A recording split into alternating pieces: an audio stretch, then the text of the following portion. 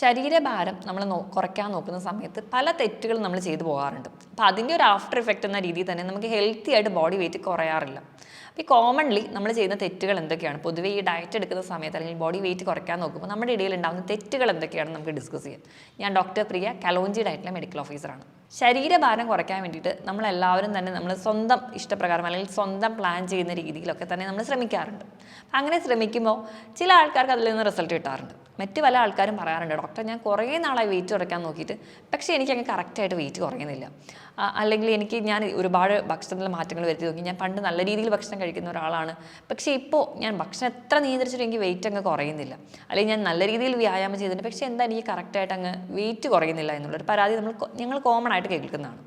അപ്പോൾ ഈ പൊതുവേ നമ്മൾ ശരീരഭാരം കുറയ്ക്കാൻ പ്ലാൻ ചെയ്യുമ്പോൾ നമ്മളുടെ ഇടയിൽ കോമൺ ആയിട്ട് കാണുന്ന ചില തെറ്റുകളുണ്ട്. അപ്പോൾ നമ്മൾ അത് റിപ്പീറ്റ് ചെയ്യാതിരിക്കാൻ വേണ്ടിയിട്ട് നമുക്ക് ആ തെറ്റുകൾ ഏതൊക്കെയാണെന്ന് ആദ്യം തന്നെ ഡിസ്കസ് ചെയ്യാം. അപ്പോൾ ഒന്നാമതായിട്ട് നമ്മൾ നോക്കുകയാണെങ്കിൽ പൊതുവേ എല്ലാ ആൾക്കാർക്കും ചെയ്യുന്നൊരു മിസ്റ്റേക്ക് എന്ന് പറഞ്ഞിട്ടുണ്ടെങ്കിൽ അവർ ശരീരഭാരം കുറയ്ക്കാൻ വേണ്ടി പ്ലാൻ ചെയ്യുമ്പോൾ തന്നെ അവർ കരുതുന്നത് പൊതുവേ ഒരു ഫംഗ്ഷൻ വരുമ്പോഴാണ്. ഇപ്പം അവരുടെ കല്യാണം അല്ലെങ്കിൽ അവരുടെ റിലേറ്റീവ്സിൻ്റെ എന്തെങ്കിലും ഫംഗ്ഷൻസ് ഒക്കെ വരുന്ന സമയത്ത് ഉടനെ 1 മാസം മുൻപ് അല്ലെങ്കിൽ 2 മാസം മുൻപ് മാത്രമാണ് ശരീരഭാരം കുറയ്ക്കാൻ വേണ്ടി അവർ പ്ലാൻ ചെയ്യുക. അപ്പം അങ്ങനെ ചെയ്യുമ്പോൾ അത് തന്നെയാണ് ഏറ്റവും വലിയ മിസ്റ്റേക്ക്. ആ ഒരു ടൈം നമ്മൾ 1 മാസം കൊണ്ട് ശരീരഭാരം കുറയ്ക്കുക, 2 മാസം കൊണ്ട് ശരീരഭാരം കുറയ്ക്കുക, ആ ഒരു മൈൻഡ് സെറ്റിലോട്ട് നമ്മൾ വരുമ്പോൾ നമ്മൾ ഒരുപാട് സോഷ്യൽ മീഡിയാസിലൊക്കെ സെർച്ച് ചെയ്യും. അപ്പോൾ അതിൻ്റെ ഭാഗമായിട്ട് നമ്മൾ പല ആക്ടേഴ്സ് അല്ലെങ്കിൽ ഹെവി പ്രൊഫഷണൽസിൽ ഒക്കെ ശരീരഭാരം കുറച്ച ആ ഒരു മെത്തേഡ് നമ്മൾ കാണുന്നു. നമ്മൾ മാക്സിമം അത് ഫോളോ ചെയ്യാൻ വേണ്ടി നോക്കുന്നു, പക്ഷെ നമുക്ക് യാതൊരുവിധ റിസൾട്ടും കിട്ടില്ല. അപ്പോൾ ഇങ്ങനെ ബാക്കിയുള്ള പ്രൊഫഷണൽസിൻ്റെയോ അല്ലെങ്കിൽ ബാക്കിയുള്ള ആക്ടേഴ്സിൻ്റെയും അല്ലെങ്കിൽ സ്പോർട്സ് പേഴ്സൺസിൻ്റെയും ഒക്കെ ഇൻസ്പയറിങ് വീഡിയോസ് കണ്ടിട്ട് അത് കോപ്പി ചെയ്യാൻ നോക്കുമ്പോഴാണ് നമുക്ക് ഏറ്റവും ഇമ്പോർട്ടൻ്റ് ആയിട്ട് ഒരു മിസ്റ്റേക്ക് വരുന്നത്. അപ്പോൾ ബേസിക്കലി എൻ്റെ ഒരു സജഷൻ പറഞ്ഞിട്ടുണ്ടെങ്കിൽ നമ്മൾ അമിതവണ്ണമുണ്ട് അല്ലെങ്കിൽ നമ്മുടെ ബോഡി വെയിറ്റ് നമ്മുടെ കൺട്രോളിൽ അല്ലാതെ പോകുന്നു എന്ന് തിരിച്ചറിയുന്ന ടൈം തൊട്ട് തന്നെ നമ്മൾ ഡയറ്റിലോട് ചിന്തിക്കണം.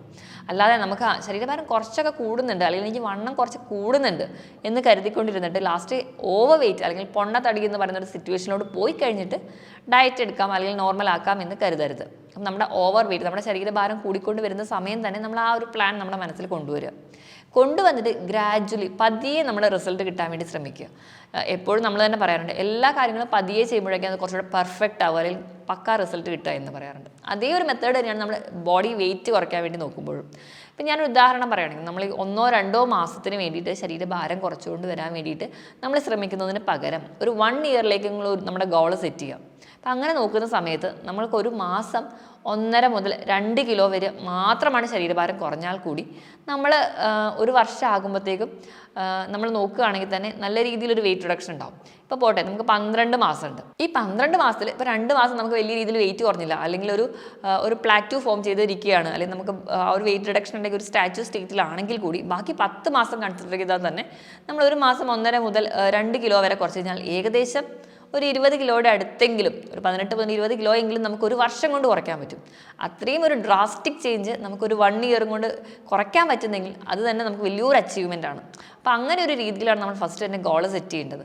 പെട്ടെന്ന് അല്ലെങ്കിൽ ഏതെങ്കിലും ഫംഗ്ഷൻ വരുമ്പോൾ മാത്രം അല്ലെങ്കിൽ പൊതുവേ വേറെ എന്തെങ്കിലും ഒരു ആവശ്യത്തിന് വേണ്ടി പെട്ടെന്ന് വെയിറ്റ് കുറയ്ക്കുക അല്ലെങ്കിൽ പെട്ടെന്ന് വെയിറ്റ് കുറയ്ക്കാനുള്ള ടിപ്സുകൾ നമ്മൾ ഫോളോ ചെയ്യാൻ പോവുകയാണെങ്കിൽ നമുക്ക് കറക്റ്റായിട്ട് ഒരു റിസൾട്ട് കിട്ടുകയില്ല.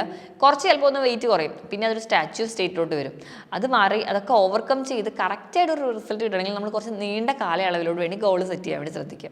അപ്പോൾ ഇതിന് ഏറ്റവും ബെസ്റ്റ് എന്ന് പറഞ്ഞാൽ നമ്മളിങ്ങനെ ഒരു പ്ലാൻ ചെയ്ത് നമുക്ക് ഡയറ്റ് എടുക്കാൻ ഏറ്റവും നമ്മൾ ആഗ്രഹിക്കുന്ന ആ ഒരു സമയത്ത് നമ്മൾ സ്വന്തം ഇതൊക്കെ പ്ലാൻ ചെയ്യുന്നതിന് മുൻപ് തന്നെ നമ്മളൊരു ഡയറ്റീഷ്യനെയോ അല്ലെങ്കിൽ ന്യൂട്രീഷനിസ്റ്റിൻ്റെയോ അല്ലെങ്കിൽ നിങ്ങൾ കാണിക്കുന്ന ഒരു ഫിസിഷ്യൻ്റെ അടുത്തോ പോയി നമ്മുടെ വൈറ്റൽസ് ഒക്കെ ഓക്കെ ആണോ, നമ്മൾ ഹെൽത്തി ആണോ, ബാക്കി എല്ലാ രീതിയിലും വേറെ മെഡിക്കൽ ഇഷ്യൂസ് ഒന്നും ഇല്ലല്ലോ, ഈ ഓവർ വെയിറ്റ് ഉണ്ടാവാൻ എന്താണ് പ്രധാന കാരണം എന്നൊക്കെ തിരിച്ചറിയാൻ വേണ്ടി ആദ്യം തന്നെ നോക്കണം. അത് കഴിഞ്ഞ് നമ്മുടെ വൈറ്റൽസ് ഒക്കെ ചെക്ക് ചെയ്ത് നമ്മൾ ഓക്കെ ആണെങ്കിൽ അതിനനുസരിച്ച് വേണ്ടിയിട്ട് ഒരു കറക്റ്റായിട്ട് ഡയറ്റ് ചാർട്ട് ഉണ്ടാക്കുക, കറക്റ്റായിട്ട് എക്സസൈസ് ഫോളോ അപ്പ് ചെയ്യുക. അങ്ങനെ മാത്രം ഫോളോ ചെയ്യുകയാണെങ്കിൽ നമുക്ക് കറക്റ്റായിട്ട് ഈ പറയുന്ന രീതിയിൽ ഹെൽത്തി ആയിട്ട് തന്നെ ബോഡി വെയിറ്റ് കുറച്ചുകൊണ്ട് വരാൻ പറ്റും. രണ്ടാമത്തെ പോയിന്റ്, നമ്മൾ ഭക്ഷണം ലേറ്റ് ആയിട്ട് കഴിക്കുക അല്ലെങ്കിൽ ഒരു നേരത്തെ മീൽ സ്കിപ്പ് ചെയ്യുക. ഇതാണ് രണ്ടാമത്തെ ഏറ്റവും വലിയൊരു മിസ്റ്റേക്ക്. ഇത് നമ്മൾ മിക്ക ആൾക്കാരും കോമൺ ആയിട്ട് ചെയ്യുന്ന ഒരു കാര്യമാണ്. ഇപ്പം നമ്മൾ നോക്കുകയാണെങ്കിൽ നമ്മൾ രാവിലത്തെ ഫുഡൊക്കെ കഴിഞ്ഞ് നമ്മൾ ഒരു 12:30-ക്ക് ഉച്ചക്കത്തെ ഭക്ഷണം കഴിച്ചുകൊണ്ടിരിക്കുന്ന ഒരാളായിരിക്കും. അപ്പോൾ നോർമലി നമ്മൾ 12:30 ആകുമ്പോൾ നമ്മുടെ ബോഡി പൊതുവേ തന്നെ ആ ഒരു ടൈം ആകുമ്പോൾ നമുക്ക് വിശക്കും.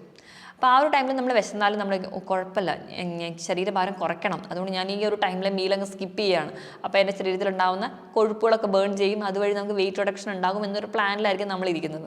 നമ്മൾ മാക്സിമം ആ ഒരു ടൈമിൽ മീൽ സ്കിപ്പ് ചെയ്യാൻ വേണ്ടി നോക്കും. നമുക്ക് പക്ഷേ നമ്മുടെ ആ ഒരു ഹങ്കർ കൂടുന്നതിൻ്റെ അല്ലെങ്കിൽ വിശപ്പ് കൂടുന്നതിൻ്റെ ഭാഗമായിട്ട് നമ്മൾ ഈ 12:30 കഴിക്കുന്ന മീൽ സ്കിപ്പ് ചെയ്ത് നേരെ 3 മണിക്ക് കഴിക്കും. 3 മണിക്ക് കഴിക്കും എന്നുള്ളത് മാത്രമല്ല, അപ്പോൾ ഭയങ്കര ഹെവി ആയിട്ട് കഴിക്കും. അപ്പോൾ കിട്ടുന്ന എല്ലാ ഭക്ഷണവും നമ്മൾ കഴിക്കും. അത്രമാത്രം നമുക്ക് വിശപ്പ് കൂടുതലായിരിക്കും. അത്രമാത്രം നമ്മുടെ ശരീരത്തിൽ ഗ്രെലിൻ എന്ന് പറയുന്ന ഹോർമോൺ പ്രൊഡ്യൂസ് ചെയ്തിരിക്കുന്നുണ്ടാവും. അമിതമായിട്ട് നമ്മൾ ഭക്ഷണം കഴിക്കുകയും അത് നേരെ നമുക്ക് ബോഡി വെയിറ്റ് കൂടാൻ കാരണമാകും. അപ്പോൾ ഈ ഒരു മിസ്റ്റേക്ക് നമുക്ക് എങ്ങനെ ഓവർകം ചെയ്യാമെന്ന് നോക്കി കഴിഞ്ഞിട്ടുണ്ടെങ്കിൽ, ഒരു എക്സാമ്പിൾ വെച്ച് പറയുകയാണെങ്കിൽ, നോർമലി ബ്രേക്ക്ഫാസ്റ്റ് 7:30 കഴിക്കുന്ന ഒരാളാണ്. അപ്പോൾ 7:30 കഴിക്കുന്ന ഒരാൾ ആ ഒരു ബ്രേക്ക്ഫാസ്റ്റ് സ്കിപ്പ് ചെയ്യുകയാണെങ്കിൽ കംപ്ലീറ്റ്ലി ആ ബ്രേക്ക്ഫാസ്റ്റ് നമ്മളന്ന് സ്കിപ്പ് ചെയ്യണം.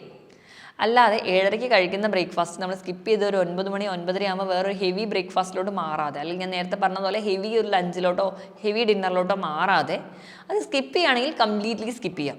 അല്ലെങ്കിൽ കറക്റ്റ് ടൈമിൽ തന്നെ ഭക്ഷണം കഴിക്കുക.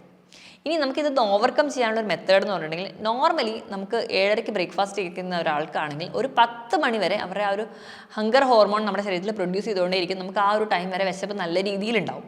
നമ്മൾ ശ്രദ്ധിച്ചാൽ തന്നെ അറിയാം, ഈ ഒരു 10 മണി കഴിയുന്നതിലൂടെ നമ്മുടെ ഈ വിശപ്പ് പതിയെ അങ്ങ് കുറയുന്നത് കാണാൻ പറ്റും. അപ്പോൾ നമ്മളൊരു ടൈമിൽ മീൽ സ്കിപ്പ് ചെയ്യുകയാണെങ്കിൽ 2 to 3 hours വരെ നമുക്ക് ഈ ഒരു മീൽ സ്കിപ്പ് ചെയ്യുന്ന രീതി തന്നെ പിടിച്ച് നിൽക്കാൻ പറ്റണം. എങ്കിൽ നമുക്ക് ഈ മീൽ സ്കിപ്പ് ചെയ്യുന്നതിൽ തെറ്റില്ല. അതായത് 10 മണി വരെ നമുക്ക് എങ്ങനെയെങ്കിലും വിശപ്പ് കൺട്രോൾ ചെയ്യാൻ പറ്റുകയാണെങ്കിൽ 10 മണി കഴിഞ്ഞതിന് ശേഷം നമുക്ക് വിശപ്പ് നാച്ചുറലി കുറയുകയും നമുക്ക് ആ ഒരു മീൽ സ്കിപ്പ് ചെയ്താലും വലിയ പ്രശ്നം വരില്ല.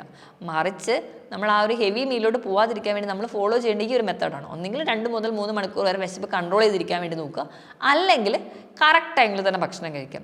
ഈ കറക്റ്റ് ടൈമിൽ തന്നെ ഭക്ഷണം കഴിക്കുന്നതായിരിക്കും കുറച്ചും കൂടി ബെറ്റർ. അപ്പോൾ അതിനുവേണ്ടി നമ്മളൊരു ഡയറ്റീഷ്യൻ്റെയോ അല്ലെങ്കിൽ ഡോക്ടറുടെ ഹെൽപ്പോട് കൂടി കറക്റ്റായിട്ട് ഡയറ്റ് ചാർട്ട് പ്രിപ്പയർ ചെയ്യുക. ആ ഡയറ്റ് ചാർട്ടിൽ കറക്റ്റ് ടൈമും കറക്റ്റ് ക്വാണ്ടിറ്റി ഓഫ് ഫുഡ് ഉണ്ടാവും. അത് പ്രകാരം മാത്രം ഭക്ഷണം കഴിച്ചാൽ നമുക്ക് ഹെൽത്തി ആയിട്ട് തന്നെ ബോഡി വെയിറ്റ് കുറച്ച് കൊണ്ടുവരാൻ പറ്റും. ഇനി മൂന്നാമത്തെ പോയിന്റ് എന്ന് പറഞ്ഞിട്ടുണ്ടെങ്കിൽ, അമിതവണ്ണമല്ല, പൊണ്ണത്തടി ഒരു 130 above ഒക്കെ ബോഡി വെയിറ്റ് വരുന്ന ആൾക്കാർ മിക്കവാറും ചെയ്യുന്നൊരു മിസ്റ്റേക്കാണ്. കൂടുതലായിട്ട് നമ്മൾ ഭക്ഷണത്തിനോടുള്ള ഒരു ക്രേവിങ് അല്ലെങ്കിൽ ആ ഒരു ഇഷ്ടത്തോടു കൂടി ഉള്ള ആൾക്കാർ, കൂടുതൽ നമ്മൾ പല ആൾക്കാരും, ഒരു ഉദാഹരണം പറയുകയാണെങ്കിൽ നമ്മൾ ഡിപ്പെൻഡ് ചെയ്യുന്ന ഒന്നാണ് ഫാറ്റ് ഡയറ്റോടൊക്കെ പോകാറുണ്ട്. അപ്പോൾ ഫാറ്റ് ഡയറ്റിൽ നമുക്ക് ഇഷ്ടപ്പെട്ട ഭക്ഷണമൊക്കെ കഴിക്കാം, നമുക്ക് വെയിറ്റ് കുറയ്ക്കാം എന്നൊരു പ്രതീക്ഷയിലായിരിക്കും നമ്മളെല്ലാവരും പോവുക. നമ്മൾ 2 ആഴ്ച വരെയൊക്കെ നോക്കും, നമ്മുടെ ശരീരഭാരം ചിലപ്പോൾ ഒരു ഇത്തിരി കുറയും, പിന്നെ ഒരു പ്ലേറ്റ് ഫോം ചെയ്യും, അല്ലെങ്കിൽ ഒരു സ്റ്റാച്യു സ്റ്റേറ്റിലോട്ട് വരും. അപ്പോൾ നമുക്ക് അവിടെ എന്ത് ചെയ്യണം എന്നറിയില്ല. നമ്മൾ സ്വന്തമായിട്ട് ഡയറ്റ് എടുക്കുന്നവരാണ്, അല്ലെങ്കിൽ സ്വന്തമായിട്ട് ഒക്കെ സെർച്ച് ചെയ്ത് ഡയറ്റ് എടുക്കുന്നവരാകുമ്പോൾ ആ പ്ലേറ്റ് എങ്ങനെ ഓവർകം ചെയ്യുന്നു എന്നൊന്നും അറിയാൻ പറ്റില്ല. കാരണം ഓരോരുത്തരുടെ ബോഡിയും വ്യത്യാസപ്പെട്ടിരിക്കും. അപ്പോൾ അങ്ങനെ വരുന്ന സമയത്ത് ആ 2 വീക്ക് ഡയറ്റ് എടുത്തല്ലോ, അല്ലെങ്കിൽ ഇനി എൻ്റെ ശരീരഭാരം കുറയുന്നില്ല എന്ന് വിചാരിക്കുമ്പോൾ അവർ മെൻ്റലി കുറച്ചുകൂടി ഡിപ്രസ്ഡ് ആവുകയും അവർ എന്നാൽ ഇനി എനിക്ക് ഡയറ്റ് ഒന്നും വേണ്ട, ഞാൻ ഇഷ്ടമുള്ള പോലെ ഭക്ഷണം കഴിക്കാമെന്ന് കരുതും. അപ്പോൾ ഇത്രയും നാളെന്നുള്ള ഡയറ്റ് എടുത്ത് കുറച്ച് ആ ഇത്തിരിയുള്ള ചേഞ്ച് പോലും ഓവർകം ചെയ്ത് അമിതമായിട്ട് ഭക്ഷണം കഴിക്കാൻ തോന്നും. അപ്പോൾ ഇങ്ങനെ ഒരു ബുദ്ധിമുട്ടൊക്കെ ഓവർകം ചെയ്യാൻ ഏറ്റവും ബെസ്റ്റ് എന്ന് പറഞ്ഞാൽ നമ്മളൊരു ഡയറ്റീഷ്യനെയോ ന്യൂട്രീഷനിസ്റ്റിനെയോ ഹെൽപ്പോട് കൂടിയാണ് നമ്മൾ ഡയറ്റ് എടുക്കുന്നതെങ്കിൽ ഒരു പരിധിവരെ ഈ പ്രശ്നം നമുക്ക് ഓവർകം ചെയ്യാൻ പറ്റും. എപ്പോഴും ശരീരഭാരം കുറയ്ക്കാൻ നോക്കുന്ന സമയത്ത് ഹെൽത്തി ആയിട്ടുള്ളൊരു ഡയറ്റ്, നമുക്ക് എല്ലാ രീതിയിലുള്ള മൈക്രോ ന്യൂട്രിയൻസും മാക്രോ ന്യൂട്രിയൻസും പ്രോട്ടീനും കാർബും ഫാറ്റും എല്ലാം ഇൻക്ലൂഡ് ആയിട്ട് ഹെൽത്തി ആയിട്ടുള്ള രീതിയിൽ ഡയറ്റ് എടുക്കുകയാണെങ്കിൽ നമുക്ക് ഹെൽത്തി ആയിട്ട് തന്നെ ശരീരഭാരം കുറച്ചുകൊണ്ട് വരാനും പറ്റും. ഇനി അടുത്തൊരു പോയിന്റ് എന്ന് പറഞ്ഞിട്ടുണ്ടെങ്കിൽ, പൊതുവേ ആൾക്കാർക്ക് നമ്മളെല്ലാവർക്കും ഏറ്റവും ബുദ്ധിമുട്ടുള്ളൊരു കാര്യം, നമ്മൾ ശരീരഭാരം കുറയ്ക്കാൻ എന്ന് നോക്കുമ്പോൾ ഏറ്റവും ബുദ്ധിമുട്ടുള്ള കാര്യം എന്ന് പറഞ്ഞാൽ ഭക്ഷണം നിയന്ത്രിക്കുന്നതിനേക്കാളും ബുദ്ധിമുട്ട്, എനിക്ക് എക്സസൈസ് ചെയ്യണമല്ലോ അതിന് സമയമില്ല, അല്ലെങ്കിൽ എക്സസൈസ് ചെയ്യാനുള്ള മടി കൊണ്ടാണ് പല ആൾക്കാരും ഡയറ്റ് എടുക്കാത്തത്. അപ്പോൾ ഈ ഒരു വ്യായാമം ചെയ്യാത്ത ഡയറ്റുകളുണ്ട്, അല്ലെങ്കിൽ വ്യായാമം ചെയ്യാതെ തന്നെ നമുക്ക് തടി കുറയ്ക്കാം എന്നൊക്കെ പറഞ്ഞ് പല ടിപ്സുകളും ഫോളോ ചെയ്യാറുണ്ട്. പക്ഷേ ഇതൊക്കെ കറക്റ്റായിട്ട് റിസൾട്ട് കിട്ടില്ല എന്ന് തന്നെ പറയാം. ഇപ്പോൾ ആൻറ്റി ഇൻഫ്ലമേറ്ററി ഡയറ്റ് പോലെയുള്ള എക്സാമ്പിൾസ് നമ്മൾ നോക്കുകയാണെങ്കിൽ അവിടെ എക്സസൈസിന് തീരെ ഇമ്പോർട്ടൻസ് കൊടുക്കാറില്ല. പക്ഷേ ഈ പറഞ്ഞ രീതിയിൽ കറക്റ്റായിട്ടൊരു വെയിറ്റ് റിഡക്ഷൻ ഒന്നും നമുക്ക് കിട്ടിയെന്ന് വരില്ല. ഏറ്റവും ഇമ്പോർട്ടൻ്റ് എന്ന് പറഞ്ഞാൽ നമ്മൾ എത്രത്തോളം നമ്മൾ ഭക്ഷണത്തിനെ നിയന്ത്രിക്കുന്നു അതിലും ഇമ്പോർട്ടൻറ്റ് നമ്മൾ വ്യായാമത്തിന് വേണ്ടി കൊടുക്കണം. ശരിക്കും പറയുമ്പോൾ നമ്മൾ പറയാറുണ്ട് 20% നമ്മുടെ ഫുഡ് നിയന്ത്രിച്ചാൽ തന്നെ നമുക്ക് ഒരു പരിധിവരെ ശരീരഭാരം കുറയ്ക്കാം. പക്ഷേ നമ്മുടെ വർക്കൗട്ട് ഒരു 80% ആയിരിക്കണം. മാക്സിമം നമ്മൾ വർക്കൗട്ട് ചെയ്യുകയാണെങ്കിൽ അത്രയും പെട്ടെന്ന് തന്നെ നമുക്ക് ബോഡി വെയിറ്റ് കുറച്ചുകൊണ്ട് വരാൻ പറ്റും. അപ്പോൾ ഈ എക്സസൈസിൻ്റെ ഇമ്പോർട്ടൻസ് പറയുകയാണെങ്കിൽ, നടത്തം പോലുള്ള സാധാരണ വ്യായാമത്തിൽ തുടങ്ങുന്ന ആൾക്കാരാണെങ്കിൽ നമ്മൾ ആദ്യത്തെ ഒരു 3 മാസം നമ്മൾ നോർമലി നടക്കാൻ പോയാൽ തന്നെ നമുക്ക് ശരീരഭാരം കുറയുന്നത് കാണാം. ഒരു 3 മാസം കഴിയുമ്പോൾ നമ്മൾ നടക്കാൻ പോയിട്ടും ശരീരഭാരത്തിൽ വലിയ ചേഞ്ചസ് കാണുന്നില്ല. കാരണം നമുക്ക് ഈ ഒരു കലോറി ഡെഫിസിറ്റ് അവിടെ കാണുന്നില്ല. അപ്പോൾ നമ്മൾ കുറച്ചും കൂടി ഹെവി ആയിട്ടുള്ള എക്സസൈസ് ചെയ്യണം, നടത്തത്തിൻ്റെ സ്പീഡ് ഒന്ന് കൂട്ടണം. ഒരു 2 മാസം കുറച്ചുകൂടെ സ്പീഡ് കൂട്ടി നടക്കുക. അപ്പോഴും പിന്നെ ഒരു വെയിറ്റ് ലോസ് ഉണ്ടാവും, പിന്നെ അതും ഒരു പ്ലാറ്റ്യൂയിലോട്ട് വരും. അപ്പോൾ നെക്സ്റ്റ് സ്റ്റേജ് എന്ന് പറഞ്ഞാൽ നമ്മൾ ജോഗിങ്ങിലോട്ട് പോകണം. അപ്പോൾ ജോഗിങ് കഴിഞ്ഞ് അത് ഒരു 2 മാസം ഫോളോ ചെയ്യുമ്പോൾ വീണ്ടും ഒരു സ്റ്റാച്യു വരും. അടുത്തതെന്ന് പറഞ്ഞാൽ ഹിറ്റ് എക്സസൈസിലോട്ട് പോകണം. ഹൈ ഇൻറ്റൻസിറ്റി ട്രെയിനിങ് എക്സസൈസിലോട്ട് പോയി കഴിയുമ്പോൾ വീണ്ടും ഒരു വെയിറ്റ് ലോസ് കാണാൻ പറ്റും. അപ്പം ഗ്രാജുവലി നമ്മുടെ എക്സസൈസ് ചെയ്യുന്നതിൻ്റെ തവണകൾ അല്ലെങ്കിൽ സ്പീഡ്, ടൈം ഇതൊക്കെ കൂട്ടിക്കൊണ്ട് വരികയാണെങ്കിൽ നമുക്ക് കുറച്ചും കൂടി പെട്ടെന്ന് റിസൾട്ട് കിട്ടുന്നത് കാണാൻ പറ്റും. പൊതുവേ നമുക്ക് എല്ലാവർക്കും വ്യായാമം ചെയ്യാൻ മടിയായതുകൊണ്ട് തന്നെ നമ്മൾ വ്യായാമത്തിന് വലിയ ഇമ്പോർട്ടൻസ് കൊടുക്കാറില്ല. അതുകൊണ്ടാണ് പല ആൾക്കാർക്കും ശരീരഭാരം ഹെൽത്തി ആയിട്ട് കുറയാൻ ബുദ്ധിമുട്ടുണ്ടാകുന്നത്. ഇതോടൊപ്പം തന്നെ നമ്മുടെ മസിൽ ബിൽഡ് ചെയ്യുന്ന എക്സസൈസുകൾ സ്പെസിഫിക് ആയിട്ട് ചെയ്യുകയാണെങ്കിൽ അത് നമുക്ക് വെയിറ്റ് റിഡക്ഷന് വളരെയധികം സഹായിക്കുന്നുണ്ട്. ഒന്നാമതായിട്ട് നമ്മൾ മസിൽസ് പൊതുവേ കുറച്ചുകൂടെ സ്ട്രെങ്തൻ ചെയ്യുന്ന സമയത്ത് കുറച്ചും കൂടി നമ്മുടെ ബോഡി ഹെൽത്തി ആയിട്ടിരിക്കും, കുറച്ചും കൂടി നമുക്ക് ആയുസ് കൂടുതലായിട്ട് കാണാറുണ്ട്. ഇനി അതുമല്ല, നമുക്ക് പൊതുവേ നമ്മുടെ മസിൽ ബിൽഡ് ചെയ്യുന്ന സമയത്ത് നമുക്ക് ഒരുപാട് പ്രോട്ടീൻസ് ഒക്കെ അവിടെ യൂസ് ചെയ്യുകയും അല്ലെങ്കിൽ ഒരുപാട് പ്രോട്ടീൻ ഡൈജഷനൊക്കെ നടക്കുന്നതിൻ്റെ ഭാഗമായിട്ട് കുറച്ചും കൂടി ഈസി ആയിട്ട് കലോറി ബേൺ ചെയ്തതാണ്. നമുക്ക് നോർമലി ഉള്ള മസിൽ നിന്ന് ഒരു 10% മസിൽ മാസ് കൂട്ടിയാൽ തന്നെ ഏകദേശം 40 കലോറിയിൽ അധികം നമുക്ക് ബേൺ ചെയ്യുന്നുണ്ട്.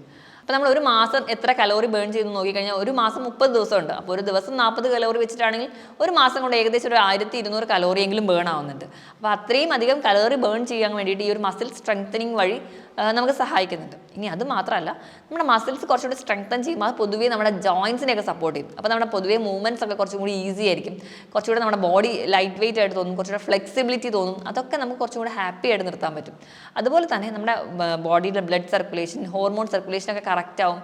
അതുവഴി നമുക്ക് കുറച്ചും കൂടി ഇൻഫ്ലമേഷൻ നമ്മുടെ ശരീരത്തിൽ കുറയ്ക്കാൻ പറ്റും. അതുവഴി നമുക്ക് കുറച്ചുകൂടി ഹെൽത്തി ആയിട്ട് നിർത്താനും പറ്റും.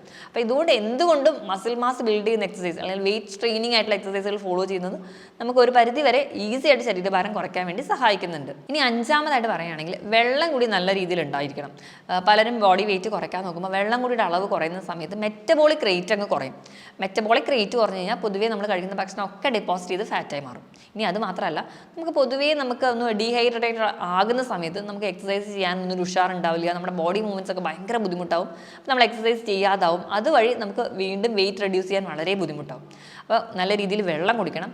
ഇനി ലാസ്റ്റ് പോയിന്റ് നോക്കുകയാണെങ്കിൽ നമ്മുടെ ഉറക്കം കൃത്യമായിരിക്കണം. നമ്മൾ ഉറക്കം കൃത്യമായിരിക്കുമ്പോൾ സ്ട്രെസ് മാനേജ്മെൻറ്റ് അവിടെ ഉണ്ടാവും.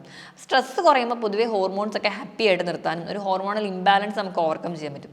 ഇനി അത് മാത്രമല്ല, നമുക്ക് പൊതുവേ ഉറക്കം കറക്റ്റ് ആയിട്ടുണ്ടെങ്കിൽ രാവിലെ എണീക്കുമ്പോൾ നല്ല ഫ്രഷ് ആയിട്ട് നമുക്ക് എണീക്കാൻ പറ്റും. ഫ്രഷ് ആയിട്ട് നമ്മൾ എണീറ്റ് വരുന്ന സമയത്ത് തന്നെ നമുക്ക് എക്സസൈസിന് വേണ്ടി കുറേ സമയം മാറ്റി വെക്കാൻ പറ്റും.